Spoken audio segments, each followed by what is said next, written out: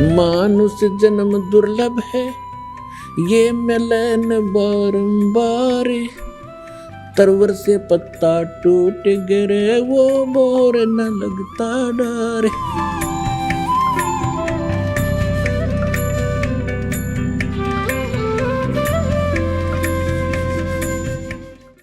अपने पुराणों में भी इसका प्रमाण आता है। कागभूषण नाम के एक महापुरुष हुए हैं और एक गरुड़ जी जो श्री विष्णु जी के वाहन माने जाते हैं। इन दोनों की एक बार आपस में चर्चा हुई। कागभूषण कैसे हैं, उनका बाकी का शरीर मनुष्य सदृश है, लेकिन चोंच और ऊपर का हिस्सा जो मुंह है वो कौवे का है, उसको कागभूषण कहते हैं। इन दोनों की आपस में एक बार चर्चा हुई। कागभूषण से गरुड़ जी ने पूछा, हे भूषण जी, आपके पास बैठने से मुझे बहुत शांति मिलती है। आपने यानी ये भक्ति विधि और ये अमरत्व, क्योंकि कागभूषण जी की काफ़ी लंबी आयु हो गई है, काफ़ी प्रलय उसके सामने हो चुकी हैं, अभी भी वो विद्यमान है। तो उसके लिए पूछा कि आपको ये कैसे प्राप्त हुई। तब कागभूषण ने कहा कि एक लंबी कहानी है गरुड़ जी। मैं एक बार 20 वर्ष की उम्र थी मेरी, और एक भयंकर अकाल गिर गया। हम भाई बहन थे, मेरे से छोटे मेरे भाई बहन थे। उस अकाल के दौरान वो भूख सहन नहीं कर सके, उनकी मृत्यु होगी। मेरे माता पिता की भी मृत्यु होगी, वो भी भूख सहन नहीं कर सके। मैं युवा था, जिस कारण से मैं उस अकाल को झेल कर माता पिता और परिवार के नाश होने के बाद उस क्षेत्र को छोड़कर मैं अवंतिका नगरी में चला गया। वहाँ अकाल नहीं था। उससे पहले मेरे असंख्य जन्म चले गए, मनुष्य जीवन मैंने बर्बाद कर दिए, कभी मैंने भक्ति नहीं की, क्योंकि वो पिछले जन्म मुझे अब मेरी दिव्य दृष्टि खुल जाने से नजर आ रहे हैं कि पिछले मानव शरीर मैंने कैसे बर्बाद किए थे।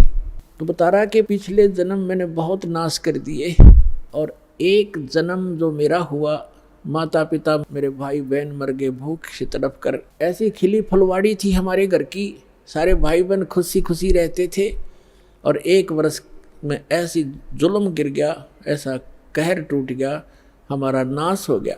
मैं सोचने पर विवश हो गया कि ये क्या जीवन है।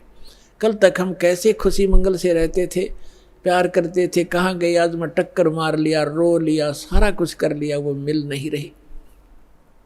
ये खाक जीवन है, कहाँ रह रहा हूँ मैं। ऐसे करते करते एक मंदिर के अंदर एक पंडित जी भगवान शिव का पुजारी था, मैं वहाँ चला गया। उसको अपना दुख रोया। दयालु था ब्राह्मण, मुझे सीने से लगाया और कहा, बेटा यहाँ तो ऐसे ही कहर गिरते हैं, आप भक्ति कर लो, स्वर्ग में चले जाओगे, वहाँ दुख नहीं है। ब्राह्मण को ज्ञान स्वर्ग तक का ही था, और कहा, बेटा तुम दीक्षा ले, गुरु बनाए बगैर मोक्ष नहीं होता। अब कागभूषण बता रहा है कि मेरे इतने पाप थे, पापी के पिछले जन्म जन्म के कभी भक्ति शुरू नहीं करी थी। मेरे अंदर भक्ति प्रवेश करने में 6 महीने लग गए, लगातार संत के साथ रहने में। अब 6 महीने तक मैं मंदिर में रहा, रोज उनकी कथा सुनता, वचन सुनता, पर नाम लेने की इच्छा कभी मैंने व्यक्त नहीं की। गुरु जी कहते, महात्मा जी के बेटा दीक्षा ले ले। मैं कान्ना पे कह टाल जाता, ना हाँ कहता ना कहता। और दीक्षा उसी को प्रफुल्लित होती है जो सब इच्छा से अपनी लगन से प्राप्त करता है। जबरदस्ती दिया हुआ ज्ञान नाम काम नहीं करता है। तो उस पंडित जी ने इसलिए उसको जोर नहीं दिया। 6 महीने के बाद कहता, लगातार सत्संग सुनने के बाद मुझ पापी के कुछ पाप नरम हुए, और तब मैंने दीक्षा प्राप्त की। दीक्षा प्राप्त करके कुछ दिनों के बाद फिर मेरे अंदर एक बकवाद भागी। जो गुरुजी कथा सुनाया करते हो मुझे भी याद होगी। मैं युवा था, गुरुजी वृद्ध हो गए थे, मेरी आवाज़ में कसक थी। जितने भी श्रोता थे अब मेरी तरफ आकर्षित हो गए कि और कहने लगे, हो आप तो गुरुजी से भी बढ़िया ज्ञान सुनाते हो। अपने आत्माओं यहाँ मार खाता प्राणी, इस ज्ञान को सुनकर कोई वक्ता बन बैठेगा, 10 उसके प्रशंसक हो जाएंगे, वो भी अपना नाश जीवन करेगा। अब ज्ञान पुराणों का था, बढ़िया घटिया क्या हो गया इसमें, गुरुजी से बढ़िया सुनाने लग गया वो। तो यहाँ मार खाते श्रोता भी और भक्त भी मार खाते, मान बढ़ाई छा जाती है, सबसे बड़ी दुश्मन है जीव की। एक दिन मैं बैठा था, कथा कर रहा था, श्रोता बैठे थे। गुरुजी आए मंदिर में अपने घर से। मैंने खड़ा होकर सत्कार नहीं किया क्योंकि मैं अपनी बेइज्जती समझूं था कि खड़ा होऊंगा तो सबका अट्रैक्शन इधर गुरुजी की तरफ हो जाएगा। अब मैंने बैठे बैठे दर्शन कर लिए, ऐसे बस थोड़ा सा नाम मात्र सा सिर झुकाया, खड़ा नहीं हुआ मैं। अब गुरुजी तो आए थे अपना लगे पूजा पाठ करने मंदिर में, एक कोने में बैठकर आकाशवाणी हुई मंदिर में, कह रहे दुष्ट तूने अपने गुरु का अनादर किया है, तुझे 1 लाख वर्ष के लिए नरक में डालता हूं। भगवान शिव की आकाशवाणी हुई, क्योंकि ब्राह्मण शिव का पुजारी था। अब वो आकाशवाणी सुन ली गुरुजी ने। उसने कहा अरे बेटा भूषण, उसका नाम कुछ और था उसमें, बेटा भगवान क्यों नाराज हो गया तेरे से। गुरुजी ने नहीं ध्यान दिया कि इसने मेरा आदर किया या अनादर किया।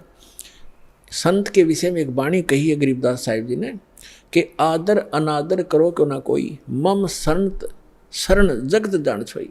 अब संत ये नहीं देखते आदर अनादर को, लेकिन शिष्य को हानि घनी हो जाती है जो आदर नहीं करता, नियमित नहीं रहता। तो उस गुरु ने पूछा बेटा क्या गलती करती, भगवान आपसे क्यों रुष्ट हो गए, अक्षमा याचना कर, दयालु है भगवान, माफ कर देंगे तेरे को। और खुद भी अर्ज की, हे भगवान बच्चा है आपका, गलती होगी, बालक है, क्षमा करो।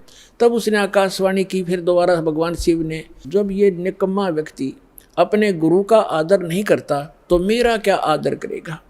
गुरु एक रिहर्सल करनी होती है गुरु जी को भगवान की तरह मानकर, क्योंकि हम जैसा व्यवहार गुरु जी के यहाँ कर रहे हैं तो परमात्मा इस रूप में आपको वहाँ ऊपर जा कर के आपकी परीक्षा लेगा।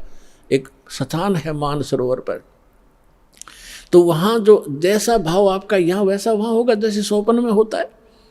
तो वहाँ से वापस आने के बाद फिर आप बहुत युगों तक वहाँ नहीं जा पाओगे।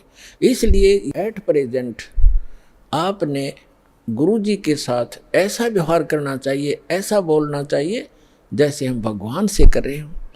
तो इस प्रकार ना करने से तब उसने कहा कि इसने आपका अनादर किया, आपका नहीं मेरा अनादर किया, इसको 1 लाख वर्ष तक नरक में डालूंगा। फिर काफ़ी समय तक हाथ जोड़े रहा ब्राह्मण, आपका बच्चा है, बख्श दो दाता, बालक है, गलती होगी, अरे तो भी मांग माफ़ी बच्चे, माफ़ी मांग। लेकिन फिर आकाशवाणी हुई कि मेरा वचन ना खाली जाई, यम के लोग चलो रे भाई। अब काकभूषण कहता है कि मेरी मृत्यु होगी, मैं नरक में डाल दिया गया 1 लाख वर्ष तक। लेकिन थोड़ी बहुत जो कलम चढ़ी थी, थोड़ी बहुत भक्ति प्रारंभ की थी प्राथमिक, उसका लाभ मिला। अगले जन्म में मुझे मनुष्य जीवन मिला, 1 लाख वर्ष नरक भोग गए। मनुष्य जीवन मिला तो मैंने एक लोमस ऋषि के साथ वाद विवाद कर दिया। उसने मुझे श्राप दे दिया, अरे चंडाल तो चंडाल के घर जन्म हो तेरा, वाद विवाद करता है। तो काकभूषण कहता है कि गुरु जी मैंने दुख नहीं माना संत के उस कुवचन का, और उसने श्राप दे दिया। मैंने हाथ जोड़कर ये कहा कि हे महर्षि जी, दास पर गलती बन गई, मैं नीच व्यक्ति हूँ, मैं कर्महीन हूँ, तभी तो ऐसी भाषा में आपके सामने बोल गया, मेरा दुर्भाग्य था। एक दया करियो दयालु कि मैं किसी जन्म में से चंडाल का पैदा हूँ, पर आप भगवान की भक्ति ना भूल पड़े, ये दया करते मुझे। तो ये आशीर्वाद दे दिया लोमस ऋषि ने। तो सारी कथा बताता है कि फिर मैं क्या हुआ, एक काग के घर जन्म हुआ मेरा। जैसे ब्रह्मा जी हैं, इनका हंस वाहन है, और हंस के साथ एक हंसनी कंपलसरी होती है। तो ब्रह्मा की जो पत्नी सावित्री है, वो हंसनी जब ऋतु पर आई, यानी गर्भवती होने की स्थिति में आई ऋतु पर, तो काग चंड के पास ले गई, कौवा के देवलोक में। उससे मिलन होने से कागभूषण की उत्पत्ति हुई। शेष शरीर मनुष्य जैसा है, ऊपर का मुंह और चोंच कौवे जैसी है। तो वो अब उसने फिर क्या मिला, जब वो कागभूषण के रूप में जन्मा, तब कहते हैं मुझे जोगजीत नाम के एक महापुरुष आकर मिले। वो परमात्मा जैसे दास ने आप पूरे सत्संग में ये निर्णय किया कि वो परमात्मा स्वयं आकर अच्छी आत्माओं को यथार्थ ज्ञान देता है। तब उसने बताया कि मुझे जोगजीत नाम के एक संत मिले, जिन्होंने मुझे उस परमात्म तत्व का ज्ञान दिया। उन्होंने मुझे ऐसा मंत्र दिया जिससे मेरी यह स्थिति हुई कि बहुत युगों तक अमर शरीर होगा।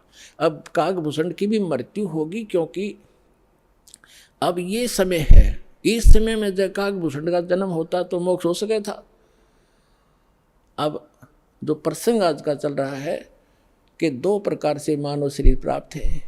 आप जो परमात्मा के लिए भटक रहे थे और यहाँ आ गए, आप बहुत पुण्यकर्मी प्राणी हो, पिछले जन्म में भी आप मानव थे और मानव जैसा स्वभाव है। जहाँ कहते हैं लाइन लगा लो, लाइन लगा लेते हो, जहाँ कहते हैं यहाँ ऐसे बैठ जाओ, वहाँ जाओ, ये करवा लो, तो क्योंकि आप सभ्य हो और ऐसे व्यक्तियों को शीघ्र ही ज्ञान प्राप्त हो जाता है, शीघ्र ही ढल जाते हैं जैसे संत ढालना चाहता है। आपके मैल घड़े नहीं थे, और जो मैला कपड़ा ज़्यादा होता है धोबी को उसको ज़्यादा प्रयत्न करना पड़ता है, साफ वो भी हो जाएगा। तो इस प्रकार स्थिति है।